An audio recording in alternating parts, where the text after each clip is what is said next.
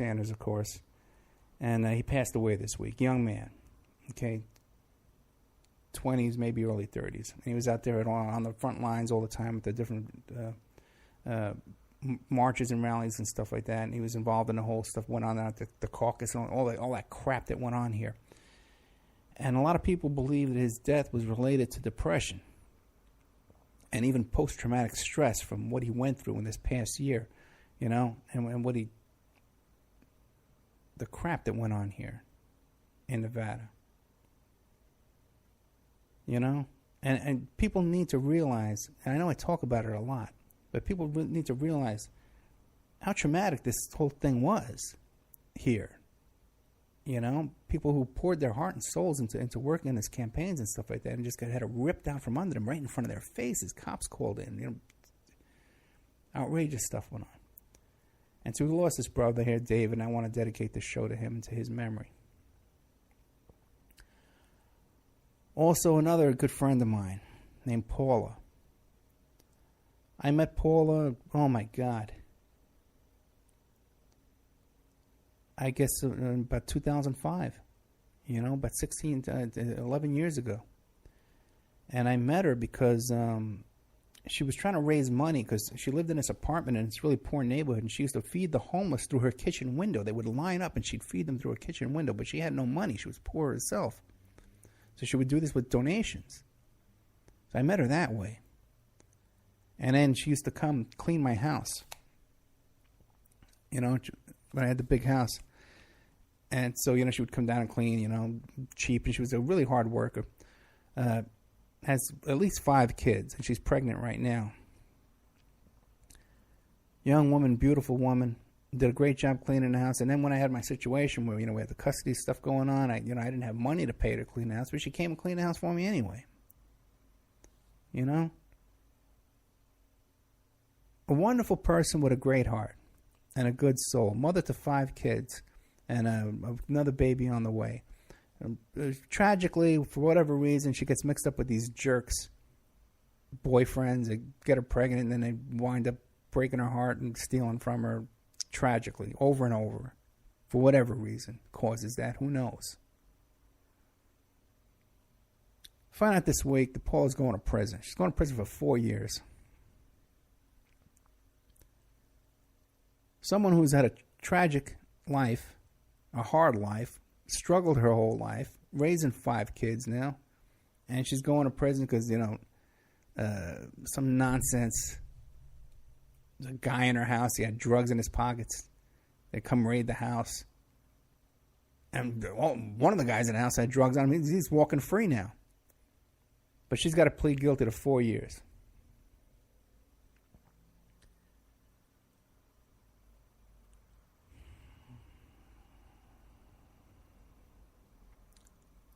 I also want to dedicate this show to my friend Therese, who's the head of this group over here, these Bee People group here in Nevada. Again, these Bernie supporters, you know, and now they're called bees because 1,000 bees can all gather together and, you know, make change, you know. And she just finds out that her daughter has diabetes, got rushed to the hospital with a diabetic crash, and just diagnosed this week.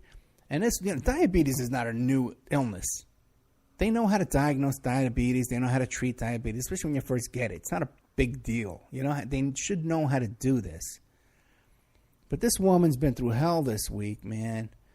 At the hospital, and getting the treatment's wrong, and then the diagnosis is messed up, and then their levels aren't correct, and they're sending her they sent her out of the hospital without the medication. She had to go to the drugstore, and the kid's crashing her in the drugstore because they're waiting. They're trying to get the insurance to fix all this. And it's just craziness. The way we live is insane. We're living under insane conditions right now, where a mother of 5 is getting thrown in prison for 4 years. Another guy's has such deep depression because our political system's a wreck. And another person is trying to take their kid to the hospital with a disease that's easily diagnosed and easily treated in 2016. But there's so much involved with it, with money and greed and power, and people just abusing each other, that we got these problems going on all over the place. Now this week, I did a couple of emergency type shows. You can hear them on Spreaker, you can hear them on YouTube and iHeart and iTunes and stuff like that, but they weren't live on any of the stations. I didn't even put them live on Awake. One was called Help, the other was called An Update on Awake and Opera and Report on a situation here. And I just, here I am, I'm trying to run a business. I'm trying to run a business as a private investigator, I'm trying to run this radio station. I'm trying to do this radio show. And I get a nice big retainer comes in from a client. Right? So I said, oh, great. I can go out. I can buy some sheets for my bed. I can go out and buy some food. I can pay my bills. I can pay the electric bill, Let me start paying all these bills, doing all this stuff. I got some money came in. So I'm paying everything here and there, boom, boom, boom. And then I go to buy some sheets last Friday, and then my cards declined. I said, what the hell is this? I know there's a ton of money in there. I just had a great job. Easy job, too. And I come back and I check paper. They got a hold on my money. They because the sum of money I deposited was larger than unusual, so they're going to hold it. Without telling me. They sent me an email saying I got the money, but now they're surprise, surprise, you don't have the money. 1 minute we tell you got it, next minute we tell you don't have it. So I'm using my paying these bills and stuff like that. They're deducting that from my checking account. So every time they do this, I'm getting an overdraft. $35, $35, $35, $35, over and over and over. I had to report all these cards stolen so they would stop that, because there's no way to put a stop to that. So then all these monthly charges for the station start coming in. The server bill and the website bill and the Skype bill and the Spreaker bill and all these little bills that normally aren't a big deal. But every now they're coming in over and over again, and I'm getting hit with a $35 overdraft on each one.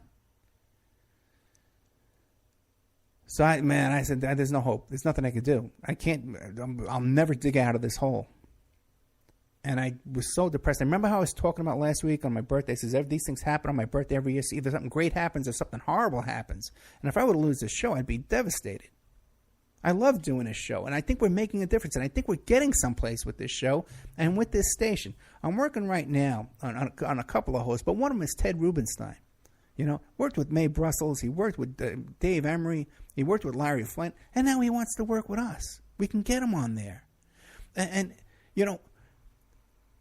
because now we got a station. And people, Pierce Redmond coming on board. We got quality people. The William Ramsey. We got quality people coming in here. This guy Peter Klein, TJ. We got these guys. Nick Drago, David Schurter. We got quality people coming in here. And we would have had people like Dave McGowan and Cisco Streetlove and Maury Terry. I believe we could have got Maury Terry on the station, but they're all dead. What does that tell you? There's something going on here. We're putting something together here real. But the thing is, I went on the air, and I know I'm pissed off, but I'm very optimistic, guys, more than ever before, because we went on the air. I went on the air, and I didn't expect anything to happen. I didn't expect any help to come in. And when I said, guys, this may be the last show I'm ever going to do. This may be the last time I'll be able to broadcast, because everything would have got shut off, Everything would have been shut off. And I put out a plea there, and you guys came through. You came through, man. You came through. And I'm still overdrawn. I'm still negative on PayPal, but the checking account is cool. And I put a stop to all these overdrafts, and I have, they're going to unfreeze that money. But if you want to make a donation, you still can, okay? And then we definitely have to come up with a plan for the future on how to fund all this. I can't keep doing it myself. So you can send a donation through PayPal to get me current, get me out of the negative. I still need a couple hundred there. And that's PayPal at oppermanreport@gmail.com. Or else if you go to oppermanreport.com, you can give a donation there too, and it goes straight to my checking account. But the thing is, I'll tell you a little story, okay? There was another time in my life I was broke, okay? I told kind of the story last week. I was facing 15 years and all kind of stuff like that. And right around that time,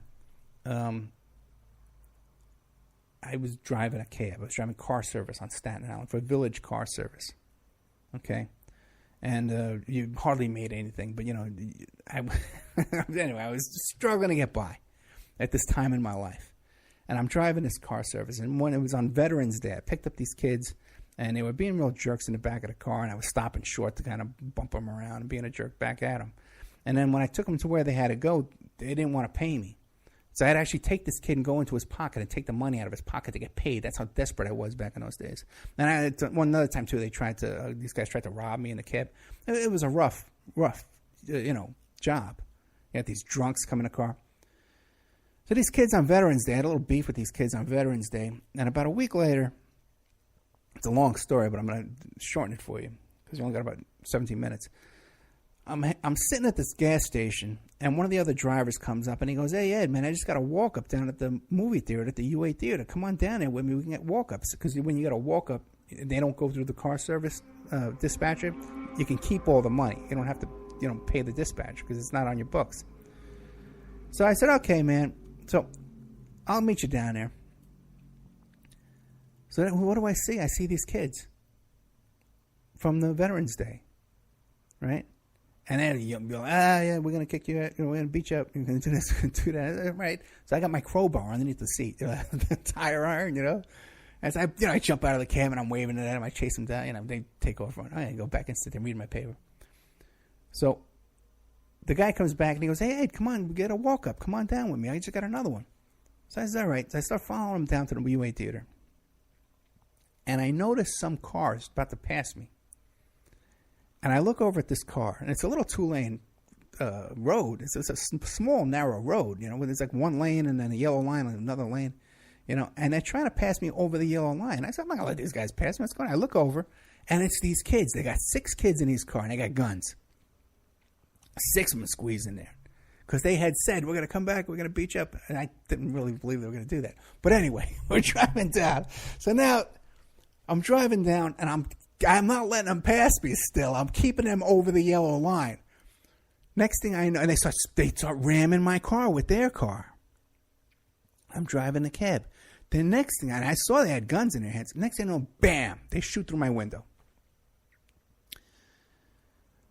So we're driving down, and I'm keeping them over the yellow line. I get on the microphone, and I say, "This is Village 27. I need the police at my location."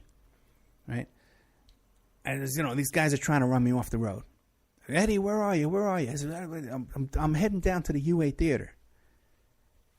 I don't want to share this story a million times. I love you, sweetie. So we're driving down there. I love you. So we're driving down there, and I'm ducking down now because they shot through the window. And I'm hearing all the other drivers saying, "Eddie, where are you? We'll come get you. Where are you?" And I go, "They're shooting at me." They're shooting at me now. And I'm ducked down as I'm driving. I barely even see where I'm going. And everybody shut up. Okay, everybody get off the mic. I'm not at the UA Theater. I'm on Amboy Road heading toward the UA Theater. Everybody shut up. So they take off. They had to turn because they couldn't stay in the oncoming traffic lane. They had to leave. And the base was right nearby. So I pull into the base. I said, "Everybody get off the air. I'm pulling into the base." So I get into the base, and the dispatcher calls the cops. They come down. The cops do nothing to help me. Okay, in fact, they took a report saying that it was a hit. They didn't even say a hit and run. I don't know what they said. It was some stupid. They didn't go looking for the bullet. I had glass in my hair and my shirt pocket, everywhere. Nothing. Cops don't help me a damn bit. Right? So, and the dispatcher says, "Hey, you want another car? You want to go back out?" I said, "No, I don't want to go back out. I've just been shot at." So I go home, and the next day I go back to work, 4 o'clock. I used to check in because I would drive. I used to drive like 18-hour shifts too, and just more than even allowed to do. And I go in to get a car, and all the other drivers ask me, "Hey, what happened? What happened last night, man?" And I said, "Yeah, these guys, I know who they are too. I know who these kids are. They were shooting at me." The cops did nothing. We could have looked in the log book and see who I picked up on Veterans Day and know where I dropped them off. We would know who these kids were. They could have went and arrested them. So I go in to get a car, and they say, "No, we're not going to give you a car today, Ed, because the owner says he wants to talk to you about this." And that's the procedure. That's a procedure. You got a procedure for this? When a guy's getting shot and run off the road, you got a procedure? So I go home and I wait for this owner to call me up. Any